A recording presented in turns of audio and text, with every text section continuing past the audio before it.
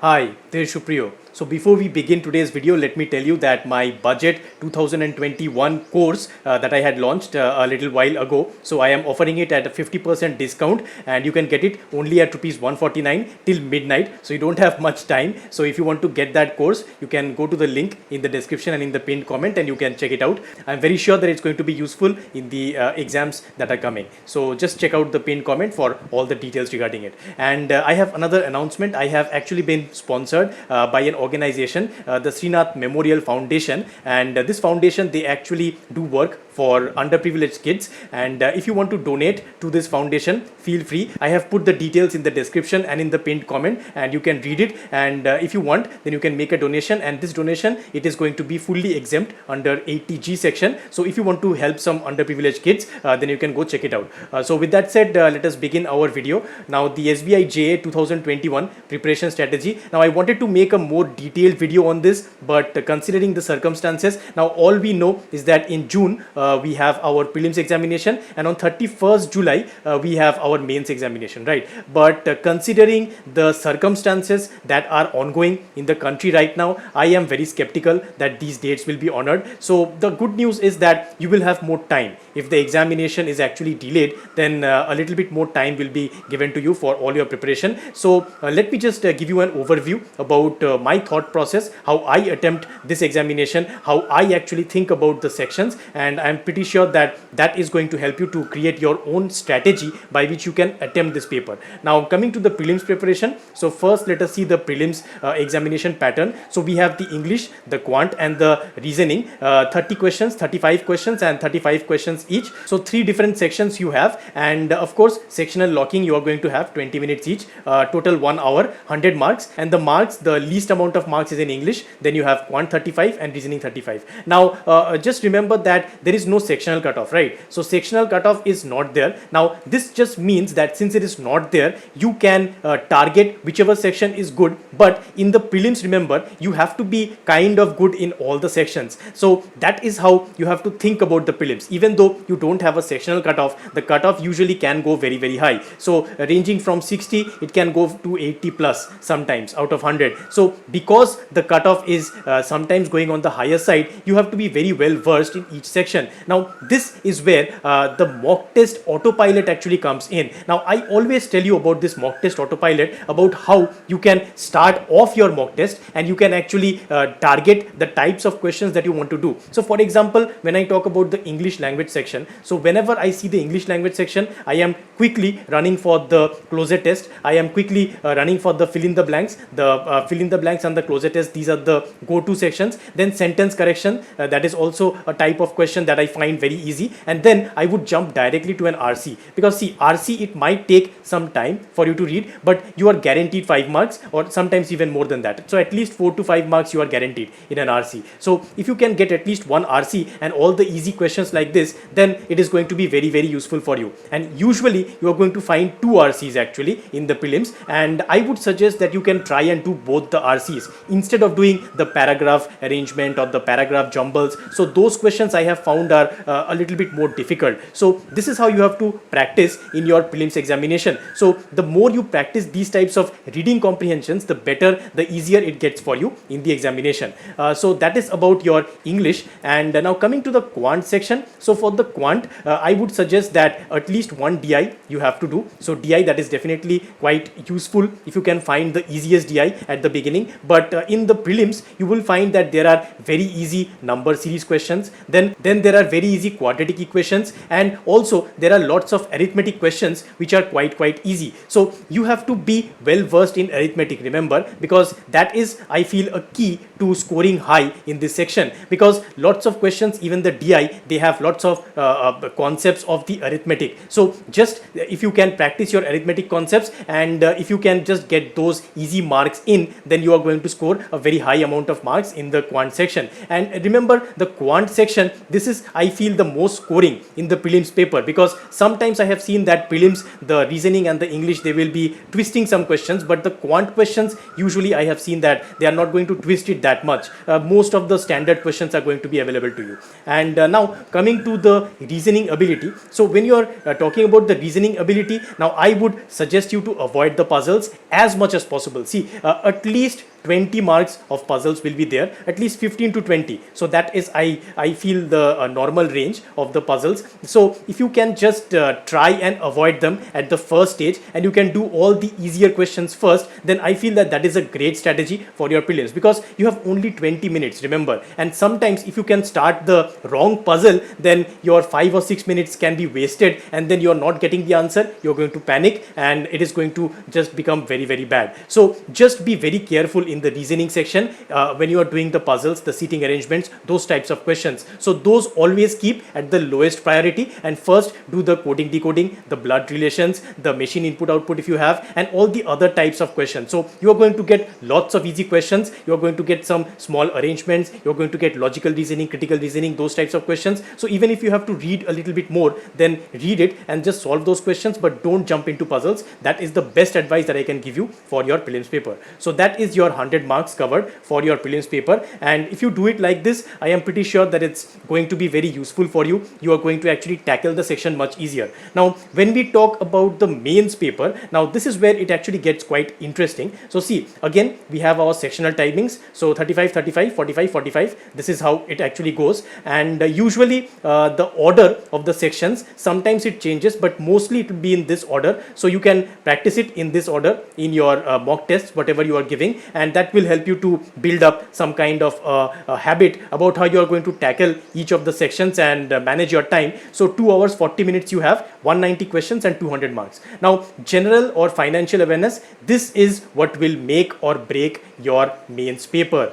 Remember this, do not forget GA and banking awareness. So for the banking awareness, I have an entire playlist. You can go and you can check it out. I have covered each and every single thing, and in the future as well, I will try to make more videos, more MCQ videos that is going to help you quite a lot to get good marks in this section. And also for the general awareness, I had made some MCQ videos on the GA as well. So if you want, this time as well, I will be making some GA MCQ videos, and that's going to actually help you to get over this section, because this section, see, what happens is that many people, they neglect it, they feel that it's too much to read, and then they stumble in the mains paper. So you have 50 marks, remember this. So only the reasoning paper, it has higher number of marks over here. So 50 marks, can you believe? And usually the cutoffs, like it's going to range around 80 to 110. So that is the overall range. For different states, of course, it varies quite a lot. So I cannot give you a proper number, but 80 to 110, that's the usual range for the cutoff for the mains paper.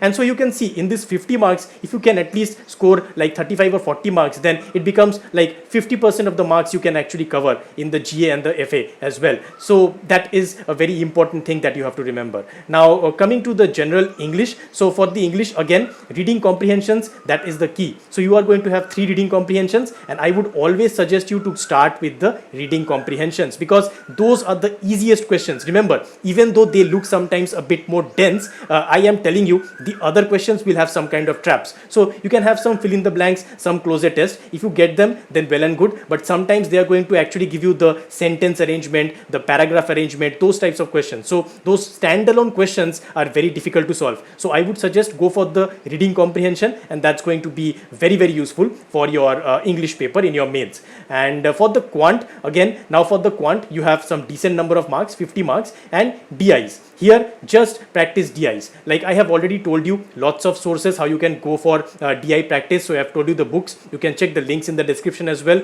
And about the mock tests, how you are going to use the data interpretation questions from there. And I have already told you about the sources. So just follow those kinds of things. And see, you have 50 questions and 50 marks over here. So the question difficulty for each of the questions is not that difficult. So I feel that if you can get these 2 sections very well, like English and quant, and of course the GA, then you are 100% 100% going to make it. And remember, there is no interview, so that's the best thing. So you don't have to sit in front of a panel, you don't have to prove your personality or something. So this examination, this is the very great thing about this examination. And now coming to the reasoning ability. So the reasoning ability and the computer aptitude, now many people, they are getting confused about this. Computer aptitude does not mean that you have to read about MS Excel, MS Word, those computer questions. So don't read those questions. Computer aptitude is basically the logic questions, the flowchart questions, those types of questions might be there. So you don't have any computer centric questions over there, so don't worry about it. And reasoning, I feel it is the toughest paper in the mains. 50 questions you have and a total of 60 marks. So that is why the marks distribution, it is higher in reasoning. And without becoming good at puzzles, I am certain that it's not going to be easy to score high marks in reasoning. But what you can do the coded inequalities, the inequalities, the questions that you have. Then you can have the blood relations, the direction sense questions, the machine input output questions. So those types of standalone questions, if you can just try and get as many as you can, and even all the logical reasoning, the critical reasoning, if you can get those questions, then I'm pretty sure that you are going to stand very well. And remember, if you are strategizing like this, that GA will be your best section, then the English and the quant you are going to do very well. Then if you are not solving that many puzzles in the reasoning section, then it's quite okay. So that is how you have to strategize, because you don't have a lot of time. Remember, you have to try and strategize. You have to see whatever is your strength. If you are very good, very strong in puzzles and sitting arrangements, then go for the puzzles. Then make reasoning your strong section. But if you are not, then you have to make the other section strong. So this is where your strategy comes into play, and that is why I tell that you have to give lots and lots of mock tests, and that is the only way by which you are going to actually succeed in this examination. Now for the GA, I have already told you. So from February, so 1st February, start reading. So all the questions, most of them, like from 1st February to whatever date we are going to have. So 31st July has been given as the date. So 1 week, at least 1 week before the date of the mains examination, you have to read all the GA. And I am not sure if this is the date that's going to remain, but we are working with this. So from 1st February, it is definitely okay if you are starting. And just make sure to do as many MCQs as possible. That is going to be your key. As many MCQs as you solve, the better your retention improves. So you remember all those things very well. And banking awareness, I already told you. So for the mock test strategy, what are you going to do about the mock test strategy? Now, this is something that confuses a lot of people, and many questions have been asked to me regarding this. Now, we have about 1 month for the prelims, right? So this is with the tentative date that we are actually carrying forward. Now, each week, try and allocate towards one section. So either prelims or mains. So don't do prelims plus mains in the same week, because that becomes too much to actually handle. So I would suggest the first week prelims, let us actually focus on the prelims. The next 2 weeks you can focus on the mains, and then again the last week or the last 2 weeks you can go for the prelims. So prelims, you are going to be actually doing it much easier. So you can do alternate day mock tests for the prelims. So if you give it today, then tomorrow you're going to give a gap, and then the day after tomorrow you are again going to give another examination. So that is how you can go for the prelims mock test. And for the mains mock test, you are supposed to at least give 2 days gap in the middle, because what happens is you have to actually see the questions, you have to actually read them, you have to understand them, you have to tabulate them. And also in the error log that I told you to make, you can put your questions so that at the end of the examination, like when the examination date comes nearby, so you can just revise all those things. So that is how you are going to do the mock test strategy. Get 2 mock test sources, very important. It doesn't really matter which mock test you pick, because more or less they are the same. Just make sure that you are getting 2 different companies' perspective. That is going to be useful. And now our final word on the state choice. Lot of people, they were asking me about which state we should fill the form for. So I would suggest that even if your own state has low vacancies, please go forward and fill it from your own state. Because see, what is going to happen over here is that you are not going to get transfers, right? So transfers, they have already told you they are not going to give. So with this, don't risk it by going for some other state. If you can avoid it, I'm telling you. Now, if you cannot avoid it, if your state has 0 vacancies, of course you don't have a choice. You have to try for the other states. But if you can avoid it, then please avoid it, because it's not worth it. Your salary, see, as a clerical employee, your salary is quite low. So you are not going to be able to survive in a different state so easily, because you have to do everything there, right? You have to pay for your accommodation, you have to pay for your groceries, your food and all the things. And also when you're talking about food, your food habits also you might have to change sometimes. So those kinds of things you have to think about. And once you think about all those things holistically, only then you can pick your state. So make sure that you pick the correct state. And also remember the LPT, the language proficiency test. So you have to be very well versed in that language of that state. So don't feel that I don't know Marathi, so let me go ahead and apply from Gujarat, and then later on I will be learning Marathi and I'll be passing that examination.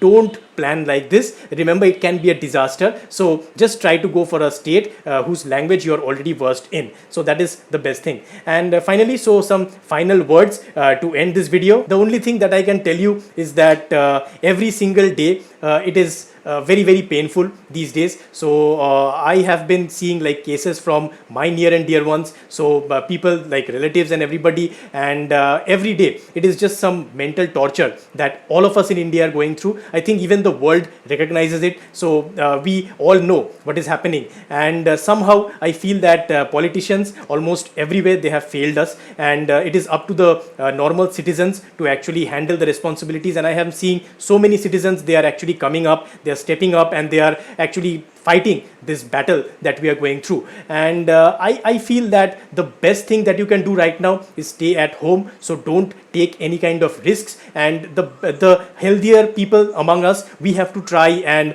make sure that this thing is controlled. Like, we shouldn't be complacent that because we are healthy, we are young, we'll go out and we'll do whatever we want. No, please don't do this. The system is actually crumbling right now, and you see what is happening in the news every day, and it's very difficult to stay positive. So that is why I say that try and see some positive movies this times, if you can find some, and watch some positive videos, and you can read some positive books. So there are lots of such types of positive books that you can go for, and all the different kinds of things that can bring positivity into your life. And I would say that at least 30 minutes per day, please exercise, because whatever you can do, even walking on the roof, that is also fine if you can do. And if you just walk around your house, that is also fine. Don't go outside, don't expose yourself. So that is very important. And if you can do all these things, I would suggest that you can keep your mind somehow in check, because see, you have to control your mind. That is the most important thing. Like, everything can crumble around you, but if you can keep it together in your mind, then ultimately you are going to be coming out victorious. So I firmly believe in you, and you have to believe in yourself as well. You can succeed. You are meant for success, and we are all going to go through this challenge and come out victorious. So all the very best to all of you, and I wish all of you a lot of success. I hope that you learned something from this video and that it was beneficial to you. If you enjoyed it, please click on the like button and share it with your friends. And if you want to see more of this kind of content, please click on the subscribe button, and don't forget to click the bell icon so that you, my friend, do not miss any future update. I'll see you in the next video. Bye bye.